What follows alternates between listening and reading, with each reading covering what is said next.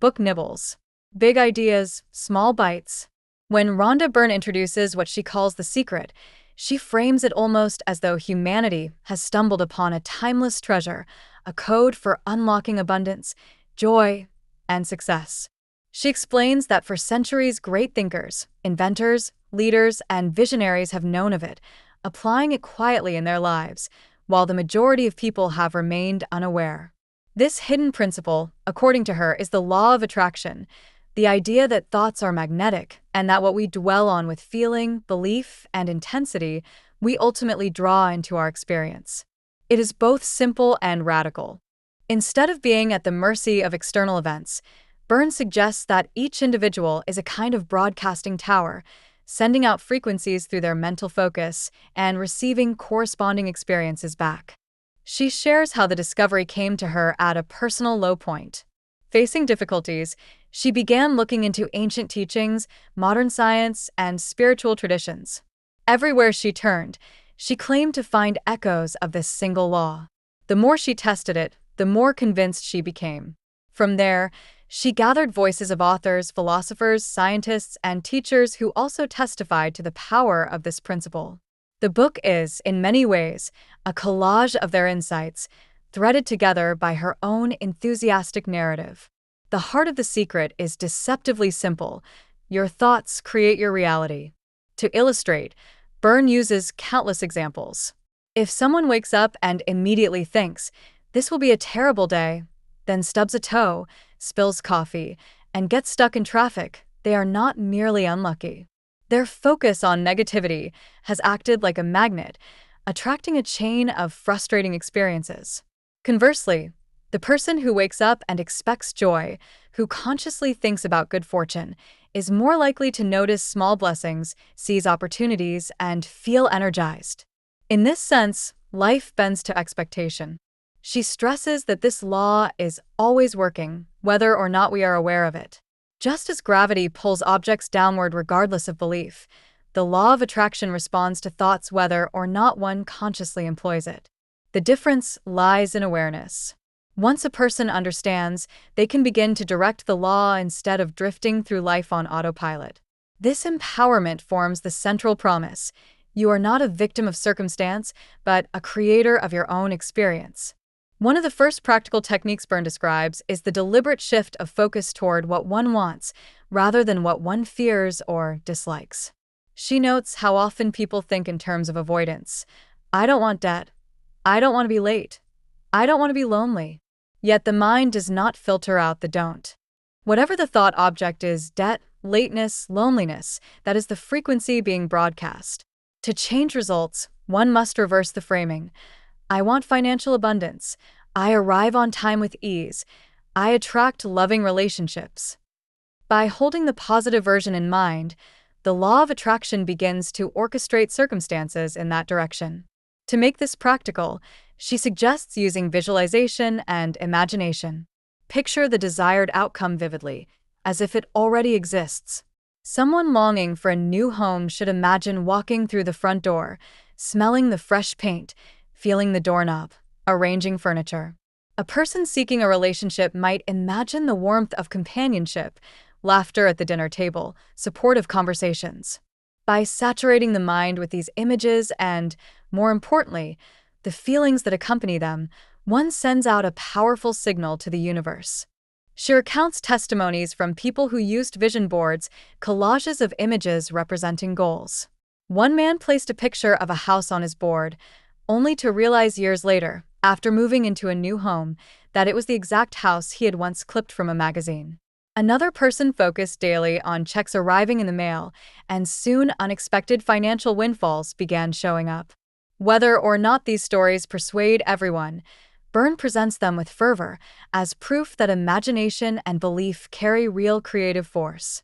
She also emphasizes gratitude as a key amplifier. Being thankful for what already exists primes the mind to notice more to be thankful for, thereby attracting further abundance. She recommends beginning and ending the day by listing things one appreciates, from health and family to small conveniences. This practice not only shifts mood but, according to her, shifts frequency, opening the door to greater blessings. Gratitude becomes both a tool for present happiness and a magnet for future good. Another vital element in Byrne's teaching is the idea of asking, believing, and receiving. First, one asks the universe clearly for what one desires, whether silently or through writing it down. Second, one cultivates unwavering belief that it is already on its way, setting aside doubts and contradictions. Third, one opens to receiving, which includes aligning emotions with the anticipated joy of fulfillment. She compares it to placing an order online. Once you've submitted the order, you don't keep worrying whether it was received. You relax, knowing it will be delivered. Skepticism naturally arises. What about hardship, illness, poverty, disasters? Byrne acknowledges these questions, but insists that focus and belief still determine experience. If one constantly worries about sickness, one may invite illness. If one obsesses over lack, one entrenches poverty. The challenge, she suggests, is to deliberately redirect attention. Even someone facing dire circumstances can begin to visualize improvement, hold on to gratitude for small things, and thereby pivot momentum toward healing and abundance. She cites examples of people recovering from serious diseases after immersing themselves in positive imagery, laughter, and belief in health. One woman diagnosed with breast cancer watched only comedies, visualized her body healing, and cultivated joy, eventually recovering fully. Byrne presents these cases as demonstrations of mind influencing body, insisting that the subconscious is a powerful instrument when harnessed. Money, unsurprisingly, becomes a major topic. Byrne encourages readers to stop thinking of money as scarce. Instead, treat it as an ever-flowing energy. To attract wealth, one must feel wealthy even before evidence appears, perhaps by blessing one's bills instead of resenting them, or imagining financial freedom while shopping, instead of focusing on limitation. She argues that resentment, envy, or fear around money repel it, while joy, generosity, and expectation of abundance invite it. Again, she supplies anecdotes. Individuals who transformed their finances after shifting mindset, businesses that flourished once leaders stopped worrying and started envisioning success. Relationships, too, are shaped by this law. To attract love, one must first embody love, sending out the vibration of kindness, appreciation, and openness. People who feel lonely often radiate neediness or bitterness, which then attracts more loneliness. Instead, Byrne advises behaving as though love is already present. Make space in the closet for a partner's clothes, sleep on one side of the bed. Imagine conversations with a beloved. She tells the story of a woman who set a place at her dining table for two every night, believing her partner was on the way. Eventually, she met the man who became her husband. The secret also touches on health. Byrne insists that focusing on vitality, joy, and wellness fosters physical improvement. She points out how often people speak illness into being by repeatedly discussing symptoms, worrying about hereditary diseases, or watching media filled with fear. She counsels replacing these thoughts with affirmations of strength, imagining cells brimming with life, and celebrating the body's resilience. Laughter, relaxation, and love become as important as medicine. An important nuance, she adds, is that the law of attraction is impartial. It doesn't respond to whether a thought is wanted or unwanted. It simply responds to the focus. Therefore, discipline in thought becomes essential. She suggests monitoring language, replacing "I don't want to be late" with "I arrive right on time," or "I hope I don't get sick" with "I am full of health." By practicing conscious phrasing, one gradually retrains the subconscious. Throughout, she references great figures of history to support her claims: thinkers like Plato and Newton, innovators like Edison, and modern authors of motivational literature.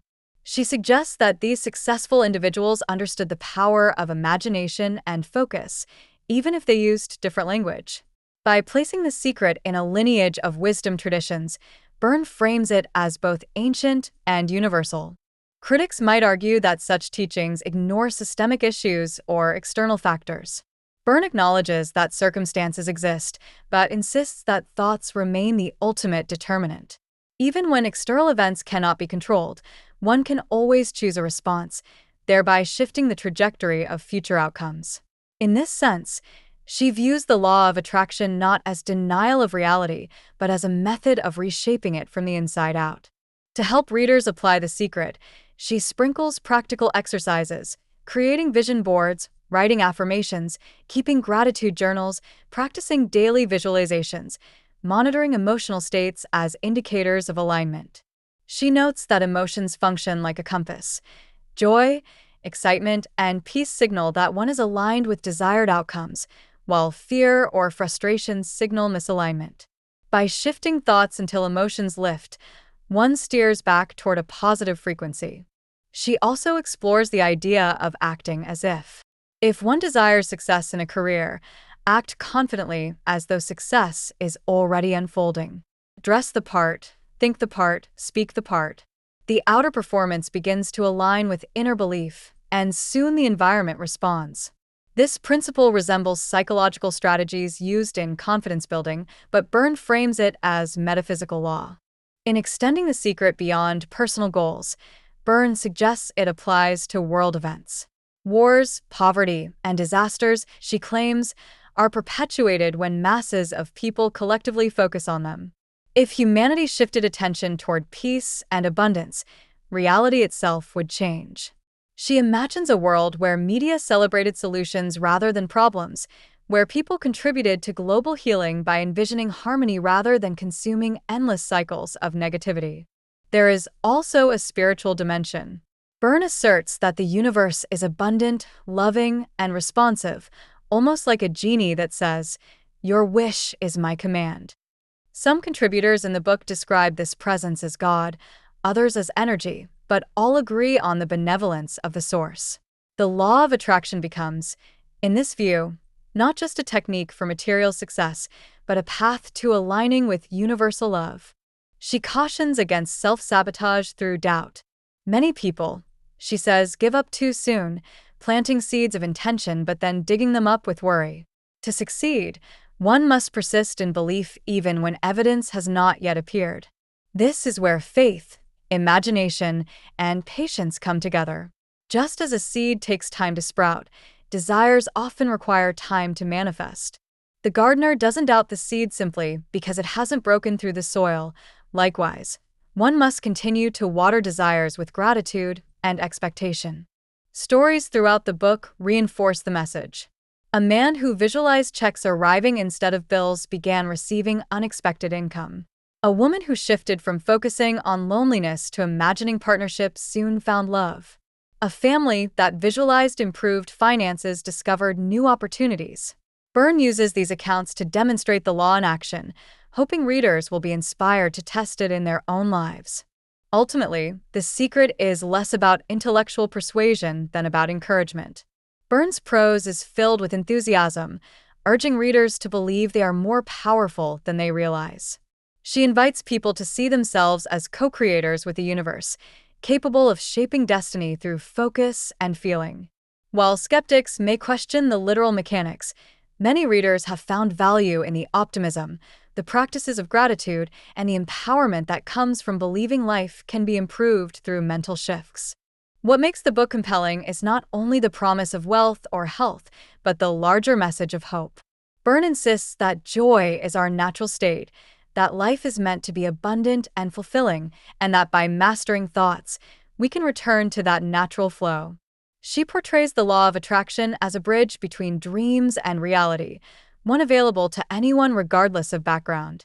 The enduring appeal lies in its accessibility. The techniques, visualization, affirmations, gratitude, require no special training. They are simple practices woven into daily life. And even if one does not fully accept the metaphysical claims, the psychological benefits of focusing on goals, maintaining optimism, and nurturing gratitude are undeniable. People who apply these ideas often feel more motivated, less anxious, and more attuned to opportunities. By the book's end, Byrne circles back to the promise: The Secret is available to everyone at all times. Each thought is a brushstroke on the canvas of reality. Each feeling is a signal shaping what arrives next. To live fully, one must become deliberate, choosing thoughts that align with joy, abundance, and love. She urges readers not just to understand but to live the secret, to see evidence in their own lives, and thereby transform both personal experience and the wider world. The story of The Secret is therefore not only a revelation of a law but an invitation to a different way of seeing life, a shift from passivity to authorship, from fear to possibility. Whether one embraces it as cosmic truth or as a powerful metaphor for mindset, its call is clear. Imagine boldly, believe deeply, and live as though your desires are already real. In doing so, you become a participant in shaping destiny, a conscious creator of your own story, and a contributor to a more hopeful vision of what humanity might become. And that's it. Rhonda Byrne's The Secret. Thanks for listening to Book Nibbles. If you enjoyed this bite-sized book, don't forget to subscribe for more quick, insightful summaries. See you in the next nibble.